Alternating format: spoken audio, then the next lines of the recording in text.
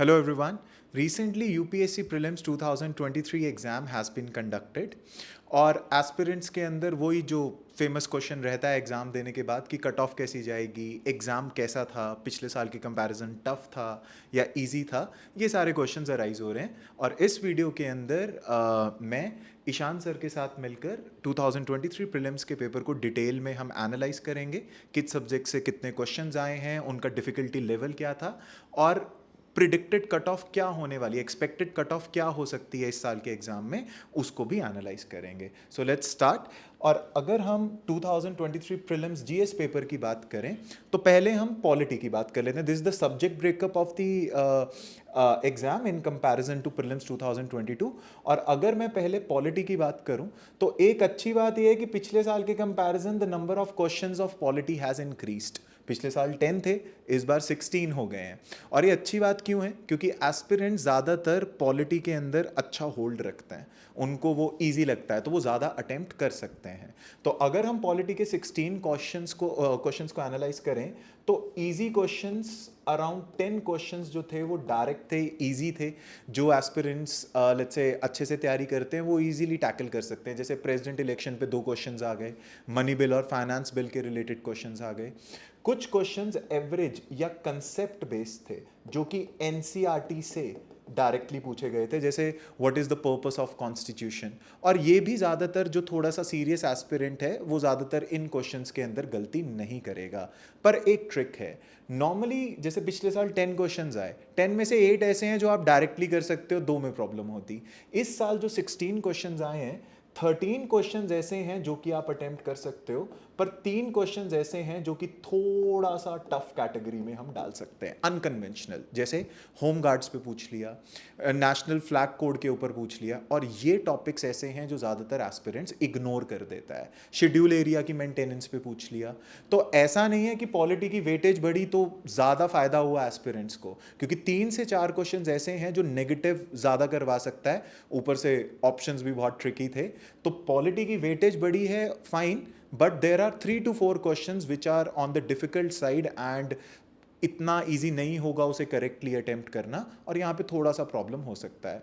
अब हम next subject की बात करते हैं, दैट इज ज्योग्राफी, और उसके बारे में आपको ईशान सर बताएंगे।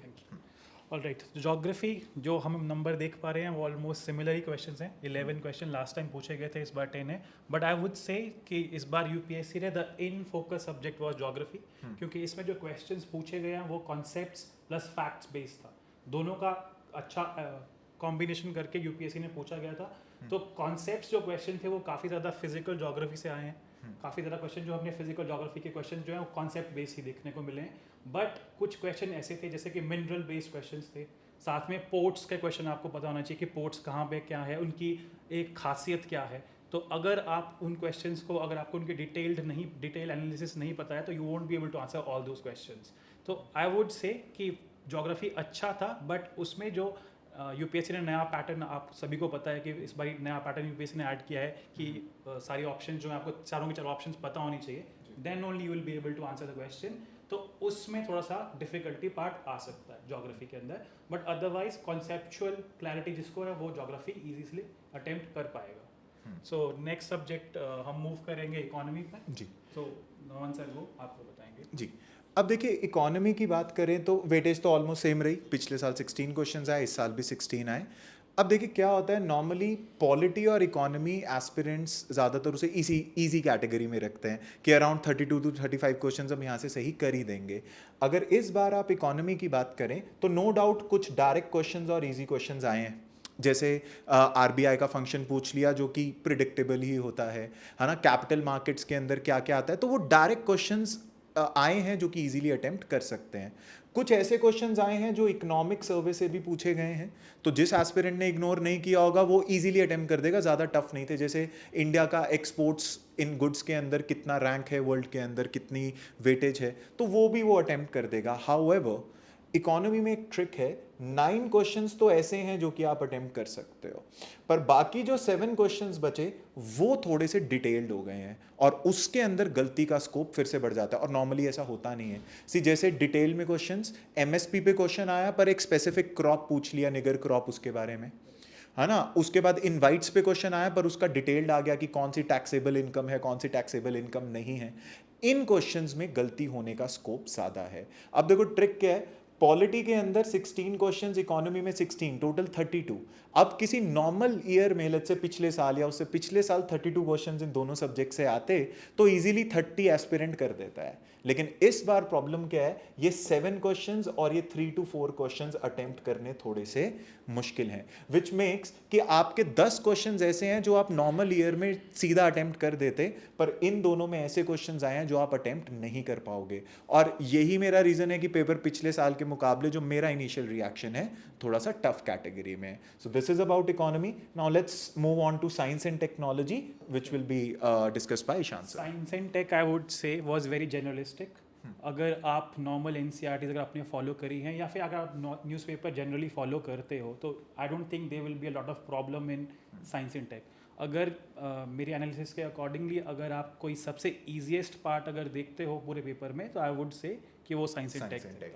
और बहुत जनरलिस्टिक क्वेश्चन पूछे गए थे, बहुत जनरल अप्रोच थी, साथ में टेक्नोलॉजी पे बहुत ज़्यादा यूपीएससी पहले लास्ट ईयर उन्होंने बहुत फोकस किया था, बट इस बार technology they generally asked about the ballistic missile and the cruise missile which is very easy topic.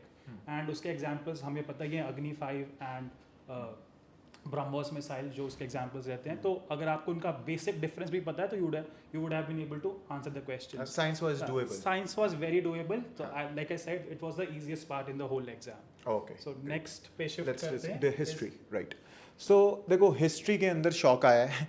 हालांकि पिछले साल हमें लगा था थोड़ा सा यूपीएससी ने एक वन ऑफ इवेंट किया है, पर इस बार शॉकिंग ये है 13 क्वेश्चंस तो आए पर सिर्फ 2 क्वेश्चन मॉडर्न हिस्ट्री से हैं। अब ये प्रॉब्लम है, एस्पिरेंट हिस्ट्री के लिए 1-2 महीने प्रिपेयर करता है और उसमें से मेजर टाइम वो मॉडर्न हिस्ट्री को देता है, और मॉडर्न हिस्ट्री से सिर्फ 2 क्वेश्चन आना बहुत डेंजरस चीज़ है। सी डेंजरस क्यों है?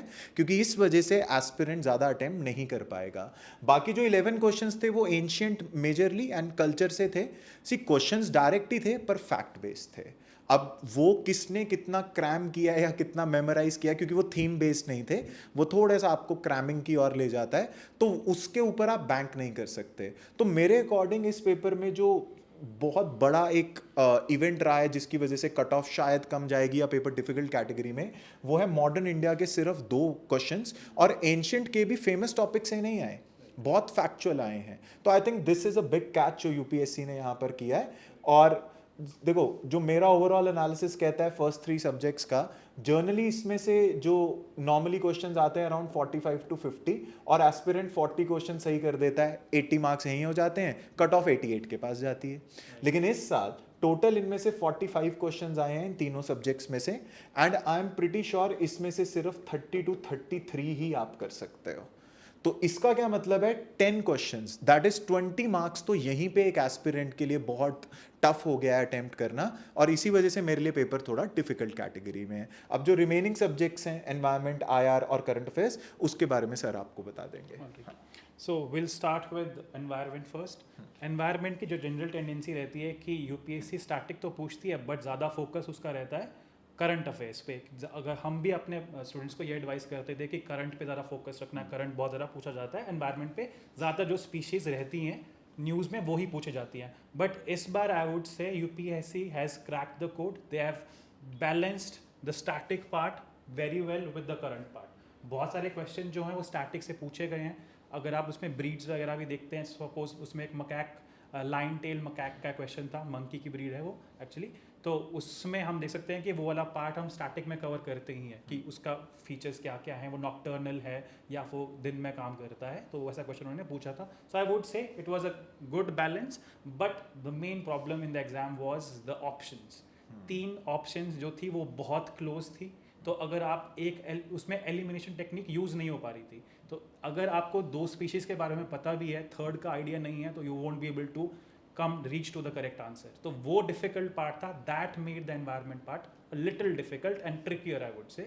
So environment all in all balanced था, but the problem is with the options. Okay. All right. What about so IR? next IR और environment में मैं एक चीज़ बहुत commonly बोलना चाहता हूँ कि अगर आप newspaper thoroughly पढ़ते हो तो you will be able to attempt most of the questions in the exam. If I can give an example कि एनवायरनमेंट में उन्होंने एक क्वेश्चन पूछा था हनी बीज के ऊपर. अगर आप उस क्वेश्चन को देखते हो तो मार्च 11th का न्यूज़पेपर द हिंदू न्यूज़पेपर का एक आर्टिकल है और स्ट्रेट फॉरवर्ड वहीं से क्वेश्चन उठा लिया गया है. एक्चुअली बट द इशू हो जाता है ना, आजकल मैगजीन्स पे इतना Correct. फोकस रहता है कि न्यूज़पेपर इग्नोर हो जाता या है. Correct and I think UPSC ने वही चीज़ वही- रिमाइंड करवाई है हाँ, कि they- newspaper is important. they have done that repeatedly. They have focused so much on the newspapers कि डायरेक्ट क्वेश्चन वहाँ से उठा कर एग्जाम में डाला जाता है. Same is with IR. अगर हम आईआर के एग्जांपल लेते हैं तो वेरी प्रिडिक्टेबल पेपर आईआर का, बिकॉज डॉनबास रीजन उन्होंने पूछा है which is related to Ukraine they have asked us. They have asked about the G20 because India is holding the presidency of G20 nations right now. So those questions were very predictable and newspaper. Map based question आए थे इस बार IR के. अगर आपने newspaper follow किया है तो you would have done better in IR. So I think environment was little trickier, but environment was little trickier, but IR was very doable, just like sciences. अगर आप न्यूज़पेपर फॉलो करते हैं और map पे आपका होल्ड है तो I think current affairs तो मोर और लेस सेम ही था जैसे हाँ, हर जो बार हर आता बार है, वही आता है factual based and all. But again you can't bank on current affairs to crack the paper, right. तो देखो ये तो था सब्जेक्ट बेस्ड एनालिसिस. अब फाइनली जो ज़्यादातर एस्पिरेंट्स के दिमाग में चलता है कि सर कट ऑफ क्या रहेगी, तो पहले एक बार मैं क्या कहते हैं अपना एनालिसिस और अपनी एक प्रिडिक्शन बता देता हूँ, फिर सर बता देंगे, एंड देन आपको भी जो लगता है आप हमें बता सकते हैं. और एक बेटर नंबर हम 1-2 दिन में ज़्यादा स्टूडेंट से इंटरेक्ट करके एक बेटर नंबर पे आ सकते हैं. पर अभी के लिए जो हमारा इनिशियल रिएक्शन है वो बता देते हैं. देखिए नॉर्मली अगर आप पास्ट ईयर कट ऑफ को एनालाइज करें तो पिछले 2-3 साल से 87-88 की रेंज में रह रहा है. पिछले साल 88 था, विच मीन्स अगर आप 44 to 45 क्वेश्चंस नेट करेक्ट कर देते हैं तो आपका सिलेक्शन हो जाएगा, आप मेंस के लिए क्वालिफाई हो जाएंगे. अब इन सब ईयर्स में जो मेन पार्ट जो मेरा एनालिसिस है वो ये है, पॉलिटी, इकोनॉमी एंड हिस्ट्री. इसमें से एस्पिरेंट 40 क्वेश्चन सही कर देते थे. अराउंड 45 to 50 क्वेश्चंस आते थे. 40 क्वेश्चंस यहाँ से सही कर देते थे, 80 तक पहुँच जाते थे और बाकी साइंस एंड टेक, एनवायरनमेंट और आईआर से कवर हो जाता था और कट ऑफ 88-90 के अराउंड रहती थी. पर इस साल एक तो ये जो हमारे फेमस जो ट्रिनिटी है इसमें से कम क्वेश्चंस आए हैं, 45 क्वेश्चंस आए हैं, और जो ईजिली डुएबल हैं लाइक जो टफ कैटेगरी में नहीं है वो सिर्फ 32 to 33 आप अटेम्प्ट कर सकते हो, बाकी नहीं.